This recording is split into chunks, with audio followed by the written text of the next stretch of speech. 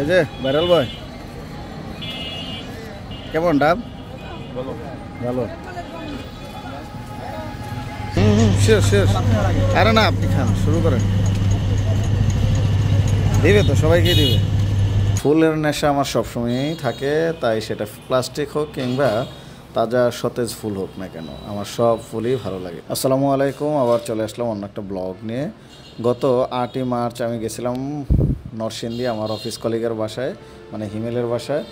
তো তার কিছু ভিডিও তোমরা ইতিমধ্যেই আমার পেজে এবং ইউটিউব চ্যানেলে দেখছো। তো আমাদের আসলে অফিস বন্ধ ছিল 2 দিন না, অ্যাকচুয়ালি আমাদের 8 তারিখে ওয়ার্কার্স ডে ছিল। তো সেই দিন আমরা ওয়ার্কার্স ডে কমপ্লিট করেই আসলে ওদের বাসায় যাচ্ছিলাম, কারণ আমাদের 9 তারিখে অফিস বন্ধ। সাধারণত আমাদের ওয়ার্কার্স ডের পরের দিন বন্ধ থাকে, তাই প্ল্যান করছিলাম যে আমি ওর বাসায় যাব এবং নরসিংদীর যতগুলো জায়গা আছে মোটামুটি যতটুকু পারি একদিনে কাভার করব সবগুলো। তো এই ভিডিওতে আসলে আমি কোথায় কোথায় গেছিলাম এবং কি কি করছি সবগুলো তোমাদেরকে জানাবো। তো আমরা ইতিমধ্যে হচ্ছে নরসিংদী শহর পাড়ি দিয়ে বেলায় ব্রিজের এখানেই যাচ্ছি, আর আমরা কিছুক্ষণের মধ্যেই আসছে নেমে যাব। আবার নেমে গিয়ে আমরা হিমেলের বাসায় সরাসরি চলে যাব। আজকে আর কোথাও যাব না, কারণ ওর বন্ধুবান্ধব সবার সাথে আজকে আড্ডা দেব। তো রাতে আমরা বাসায় ফিরে খাওয়া দাওয়া করে আমরা চলে গেছিলাম বাহিরে। আর বাহিরে বলতে আমরা এক ফ্রেন্ডের বাসায়, মানে হিমেলের এক বন্ধুর বাসায় আমরা আসলে ঘুমাইছি সবাই একসাথে, কারণ আমরা অনেক রাত্র পর্যন্ত আড্ডা দিছি সবাই মিলে। প্রায় রাত 1টা থেকে 1:30টা পর্যন্ত আমরা একসাথে আড্ডা দিছি, অনেক গল্পগুজব করছি এবং এলাকা সম্পর্কে অনেকটা জানছি। তো সকালবেলা সে এখান থেকে ফেরার পথে হিমেলের কলেজে আসছি। হিমেল এই কলেজটাতেই পড়াশোনা করছে, তাই সে আমাকে বিস্তারিত আসলে একটু দেখাচ্ছিল। আর এই কলেজটাতে সম্ভবত নবীনবরণের প্রোগ্রাম ছিল তখন, আর সেই প্যান্ডেলটা আসলে খোলা হচ্ছিল। আমরা আসলে তারপরে গেছি, আমরা তার আগে যাওয়ার সুযোগ পাই নাই। তো কিছু করার নাই। তো হিমেলের কাছ থেকে আসলে আমি বিস্তারিত জানলাম তার শৈশবকাল কৈশোরকাল সব কিছু। আসলে তার এই কলেজটাতে অনেক স্মৃতি আছে, তো সেগুলোই সে আমাকে বিস্তারিত বললো আর কি, আর আমিও শুনলাম। তো শোনার পর আমরা এখান থেকে চলে গেলাম বাসায়। এখন আমরা চলে যাচ্ছি হচ্ছে ঘুরতে। তো হিমেলের বাসায় নাস্তা টাস্তা করে এখন আমরা হচ্ছে ওদের এলাকার আশেপাশে পৌরসভার এরিয়াটা ঘুরবো এবং দেখবো কোথায় কি কি আছে। ঠিক আছে, এটা হচ্ছে হিমেলের শৈশবকালের এলাকা। শৈশবকালের না, এখন অবধি ওরা আছে এখানেই থাকে, ওর বেড়ে ওঠা এখানেই। এই যে খুব সুন্দরভাবে ময়লাটা পুরাইতেছে, প্লাস্টিক পুরানো হচ্ছে, যদিও পরিবেশে দূষণ করতেছে প্লাস্টিক পুরে।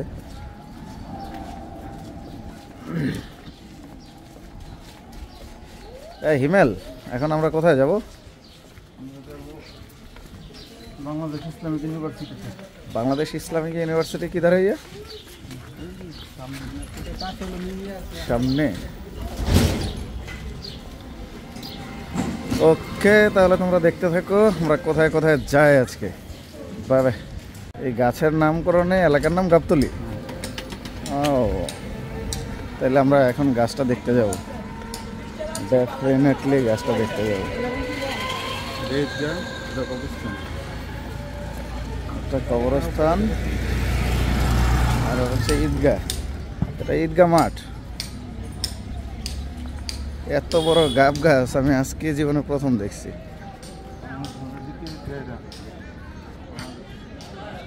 আমি আমার জীবদ্দশায় এত বড় গাব গাছ কোথাও দেখি নাই। আমি জানি না আপনারা কেউ কোথাও দেখছেন কি না। এই এরিয়াটা কিন্তু বিশাল একটা এরিয়া। আমি সবাইকে একটু দেখাচ্ছি, তোমরা দেখতে পাইতেছো যে কত বড় বড় ডালা ছাড়ছে এগুলা। এত বড় গাব গাছ হইতে পারে এটা আমার জানাই ছিল না। আমি বট গাছ দেখছি, আম গাছ দেখছি, কিন্তু এত বড় গাব গাছ আমি আমার জীবনের প্রথম দেখা হইলো আমার, যে এত বড় গাব গাছ। তোমরা যদি কেউ এটা দেখতে চাও তাহলে অবশ্যই তোমরা নরসিংদী আসতে পারো এবং নরসিংদী এসে এই গাব গাছটা দেখতে পারো। দেখতে পাইতেছো যে কত পরিমাণ ডালা ছাড়ছে। এবং আমরা সর্বশেষ একটা কবরস্থান গেছিলাম, আর কবরস্থান গিয়ে দেখি এত সুন্দরভাবে সাজানো ফুল গাছ দিয়ে, যে এটাই আমার মনে হয় এত সুন্দর একটা কবরস্থান দেখলাম আমি। যাই হোক, তারপর সেখান থেকে বেরিয়ে আমরা চলে গেলাম বাহিরে।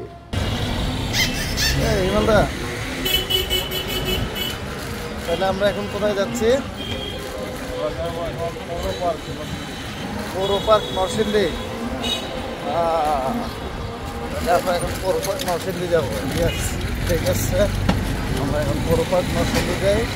আর দেখতে পাইতেছো লাভার বয় হিমেল আছে আমার সাথে, बहुत स्मार्ट बॉय है ये। तो तुम लोग देखो हम किधर घूमने जा रहे हो। मेरा हिंदी बहुत अच्छा नहीं है, लेकिन ट्राई कर रहे हो ना, ट्राई तो करने दो भाई। क्या है, আমরা এখন চলে আসছি শিক্ষা চত্বর, সেটা হচ্ছে সাবেক মেয়র লোকমান সাহেব, উনি এটা আসলে উদ্বোধন করছিলেন এবং উনি কিন্তু স্বর্ণপদক প্রাপ্ত শ্রেষ্ঠ মেয়র ছিলেন একটা সময়। এবং যদি আমরা এই গল্পটা জানি যে ওনার আসলে জীবন কাহিনীটা কী, তো সেটার বলার কিছু নাই। তো আমার কাছে ভালোই লাগছে এই স্তম্ভটা, আসলে এই চত্বরটা খুবই সুন্দরভাবে সাজানো হয়েছে এবং পাশে হচ্ছে পৌর পার্ক। এই হচ্ছে পৌর পার্ক, বাচ্চাদের খেলার জন্য অনেক কিছু আছে।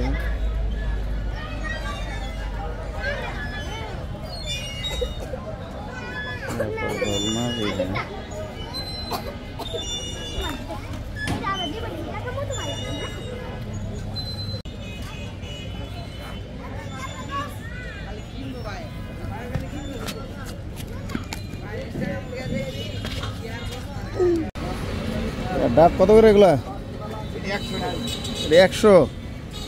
এত ছোট ছোট, কম টম রাখা যায় না?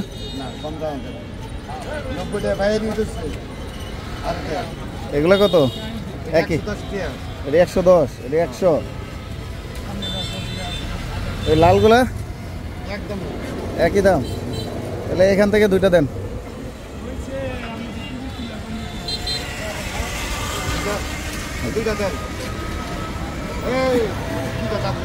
কারণ সারাদিন অনেক ঘোরাঘুরি করবো, তো তাই একটু ডাবের পানি খাইয়ে নি, এনার্জির দরকার আছে।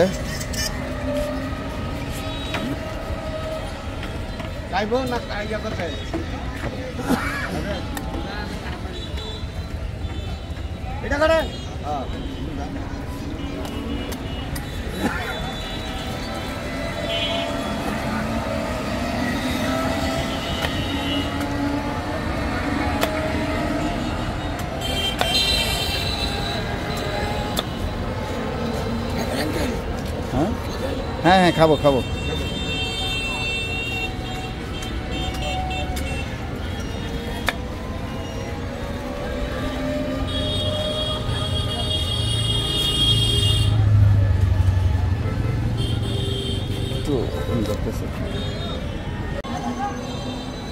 এই যে ভাইরাল বয়, কেমন ডাব? ভালো। সারাদিন যেহেতু আমরা একটু জার্নি করবো, একটু ডাবের পানি খাইয়ে নিলাম আগে থেকে, বাদ মে আবার খাবো, সমস্যা নেই।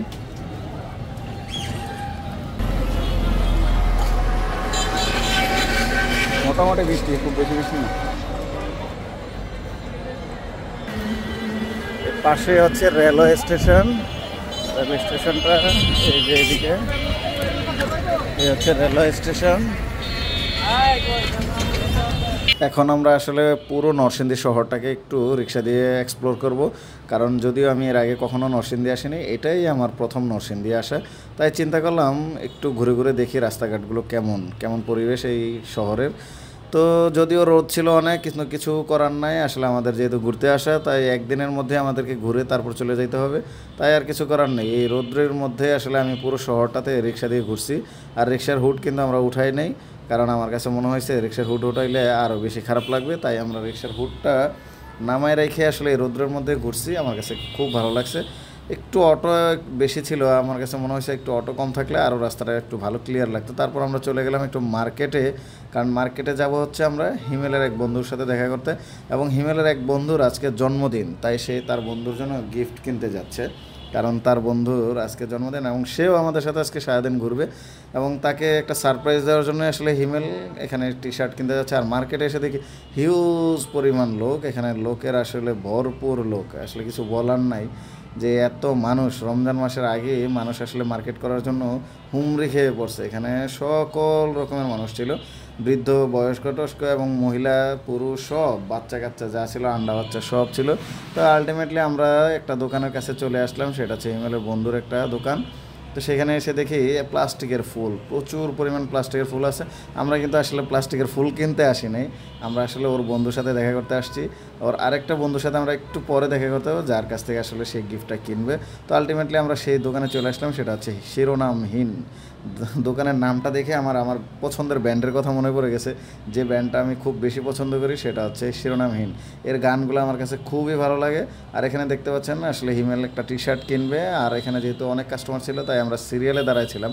কিন্তু সিরিয়াল না, আমরা আসলে একটু অপেক্ষা করছিলাম, কারণ আমাদের অনেক সময় আছে হাতে, তাই আমরা একটু অপেক্ষা করে দেখে শুনেই নিব, তাদেরকে একটু সাইড দিলাম। তাই আলটিমেটলি আমরা সেখান থেকে বের হয়ে চলে আসলাম লোকমান চত্বরে। এটা হচ্ছে ওই যে লোকমান সাহেবের ছবি দেখা যাচ্ছে, আই থিঙ্ক এটাই লোকমান সাহেব, এবং লোকমান সাহেবের ছবিটা দেখে আমরা এখান থেকে চলে গেলাম সামনের দিকে। আর সামনের দিকে যেতে যেতে আসলে আমার কাছে মনে হইতেছে আরও রোদটা যেন বাইরে গেছে, একদম আমার কাছে রোদ বেশি লাগতেছিল, কিন্তু কিছু করার নাই, আমাদের সাথে ছাতাও নাই, আর আমরা হুট উঠাইতেও ইচ্ছুক না, কারণ তাহলে বাতাসটা আর গায়ে লাগে না। এখন আমরা আসলে যাব ভৈরব, আর ভৈরবের উদ্দেশ্যে যাওয়ার জন্য আমরা এখন ভৈরব ঠিক যাওয়ার জন্য মেন রোডে চলে যাব, কারণ এখান থেকে ভৈরব যাওয়া যাবে না, মেন রোডে গিয়ে উঠতে হবে। আলটিমেটলি আমরা মেন রোডে এখন আমরা ভৈরব যাব। ভৈরবে যাওয়ার জন্য সবাই একসাথে বের হয়েছি, ফিমেলের বন্ধু সহ সবাই একসাথে ভৈরব যাব। আর হচ্ছে হাইওয়ে রোড।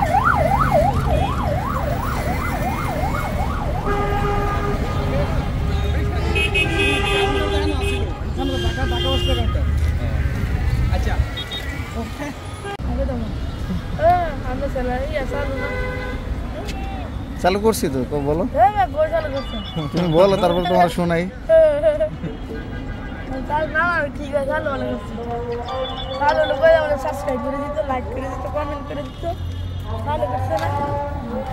অনেক কষ্টসাধ্যের পরে আসলে আমরা একটা গাড়ি পাইছি, আর গাড়িটা আমাদেরকে সেই পিচ্ছিটা আসলে অ্যারেঞ্জ করে দিছিল, কারণ আমরা বুঝতে পারতেছিলাম যে আমরা পাবো না। তো 150 টাকা করে টিকিট কেটে আমরা আসলে নরসিংদী থেকে ভৈরব যাচ্ছি, কারণ এটা আমার কাছে মনে হয়েছে খুব বেশি এক্সপেন্সিভ। আর বাসের ঠিক পিছনে আসলে আমরা জায়গা পাইছি, কারণ সামনে আমরা জায়গাটা পাই নাই, কেননা আমরা আসলে অনেক দূর থেকে উঠছি, কারণ ঢাকা থেকে সব লোক উঠে গেছে। আর দুই পাশের পরিবেশটা দেখে আমার কাছে খুবই ভালো লাগছে, কিন্তু প্রচণ্ড গরমের কারণে আসলে আমি বাইরে খুব একটা বেশিক্ষণ হাত রাখতে পারতেছিলাম না, কিন্তু তাও কিছু করার নাই। কিন্তু চিন্তা করলাম একটু পরিবেশটা তোমাদেরকে দেখাই। এখানে কিন্তু প্রচুর গাছপালা আছে দুই পাশে, যদিও রাস্তার পাশে বড় বড় কোনো গাছ নেই, এটাই আসলে দুঃখের বিষয়। রাস্তার দুই পাশে যদি বড় বড় গাছ থাকে তাহলে একটু ছায়া পাওয়া যেত, কিন্তু যেহেতু রাস্তার দুই পাশে ছায়া নাই, তাহলে কিছু করার নেই। আর আমরা আসলে প্রচণ্ড পরিমাণ তৃষ্ণার্ত, কারণ আমরা কোনো পানি টানি নিয়ে উঠি নাই, আর বাসেও প্রচণ্ড গরম, তাই আমরা চিন্তা করছি বাস থেকে নেমেই আসলে ঠান্ডা কিছু খাবো, আর সেজন্য আমরা আখের রস পছন্দ। শেষ। আরে না, আপনি খান, শুরু করেন। দিবে তো, সবাইকে দিবে। এখন আমরা আছি হচ্ছে ভৈরব, আমরা ভৈরব চলে আসছি, এখন ভৈরব নেমে আমরা দুইটা রিক্সা নিছি, চারজন যেহেতু, আমরা দুইটা রিক্সা নিয়ে আমরা ভৈরব যাচ্ছি। ওই যে দেখা যাচ্ছে সামনের দিকে ভৈরব ব্রিজের টোল প্লাজা, একদম আমার হাতের বামের সামনের দিকে দেখতে পাইলা তোমরা। টোল প্লাজা পার হয়ে তারপর আমরা ব্রিজের নিচে যাব, আর নিচের যেতে যেতে পরিবেশটা কিন্তু আমার কাছে খুব ভালো লাগছে, কারণ ব্রিজের নিচটাতে একটু ছায়া আছে এবং একটু বাতাসও ছিল, তাই আমার কাছে খুব ভালো লাগলো। আর এই ব্রিজটাতে এই এরিয়াটাতে আমি আসলে আজকেই প্রথম আসছি। সাধারণত আমি যখন সিলেট যাইতাম তখন আসলে আমরা এই রাস্তাটা দিয়েই ভৈরব ব্রিজ পার হয়ে আসলে আমরা সিলেট যাইতাম। আর আশেপাশে পরিবেশটা দেখে আমার কাছে মনে হয়েছে এখানে একটু বেশি কাপলরাই আসে, তো আমরাও চিন্তা করলাম চারজন, আমরা চারটা কাপল নিয়ে আসার কোনো সুযোগ নেই যেহেতু, তাই আমরা একা একাই আসছি এখানে। এটা কি পেনিক মুড়ি?